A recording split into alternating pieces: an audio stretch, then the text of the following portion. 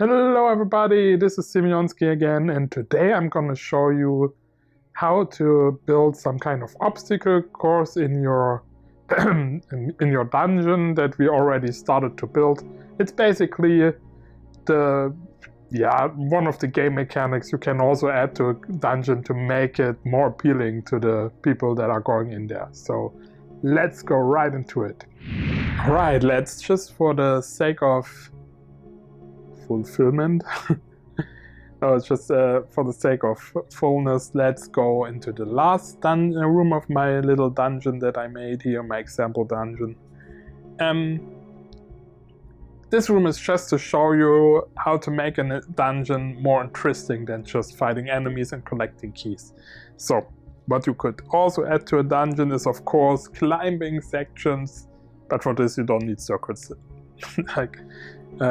Or some kind of parkouring things. Like this is an example for lava here. So what happens if I jump in here? Whoa! Oh no, what's going on here? I cannot go over this. I am dying if I fall into this. So I have to go here. Then there's a moving platform. Then I can go. If I fall down here again, oh, I'm transported back. Okay. Yeah. So put in things like this, put in moving walls, put in places you need to go to one place to trigger another platform or something like this, or climbing sections. Anything that makes it more interesting, just as a suggestion. But now let me explain how I did this really quickly, just to be precise, but just to, yeah. So I put a trigger volume in here, normal trigger volume, and yeah, this is the object board for the trigger volume I put there. So basically, when the player entered, I have a set position chip here. The target would be the player who enters, which is me. And then I put a vector component over here. On the vector component, I get with the get position chip, I get the position of the vector. Don't use the output of the vector here because it's not the position as you see, because position has a totally different number. And I put the position in here, and basically what this does, whenever I enter, it resets my position to exactly where that vector is. You can also add some sound or something to make it more dramatic or something like that. But more importantly here is, we want to also implement the health system. You cannot see it right now because I didn't start the game, it's easier to edit. But normally when I jump in there, I would lose health. Or no, I wouldn't lose health in the way I set it up right now. So I also have to add something here. And this is, for this I need the Combatant Get Health chip, and the Combatant Get Health chip, and the Subtract chip. So what do I do? First, I only reset the combatant the health to a different number. So I set up the health in the first tutorial to 500. So let's suggest I still have 500. I need this chip. This will check how much health the connected combatant is, which is the player that enters this thing, which is me. And then we should send it to a subtract chip, subtract 100, and give out the difference, which now is minus 100, and resets the health to minus 100. Of course, the system knows if my health goes below 0, I will die. Just to let you, yeah. This is basically how I do this.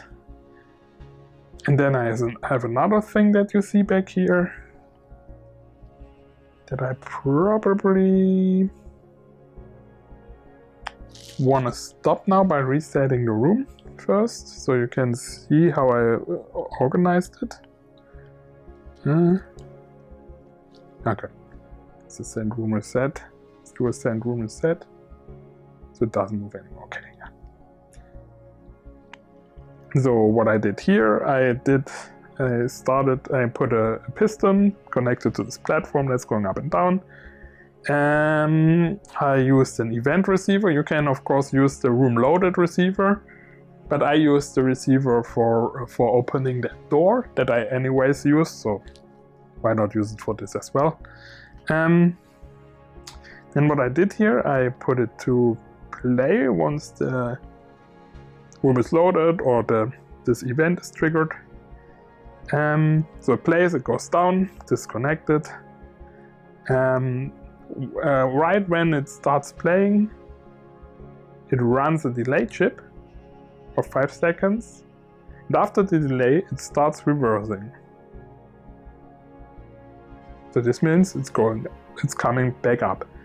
And right when it starts reversing, it's playing a delay chip of 5 seconds, and after the delay is finished, it starts playing again. So this is why I have an endless moving circle.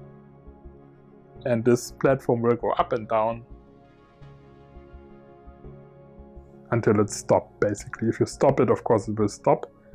But if you don't stop it, it will always go in circles here and will always go up and down. And you have a way to get to the exit. For the exit, I used the old one. There's probably better ways with the new system, but this is just a player goal. Basically, player runs in.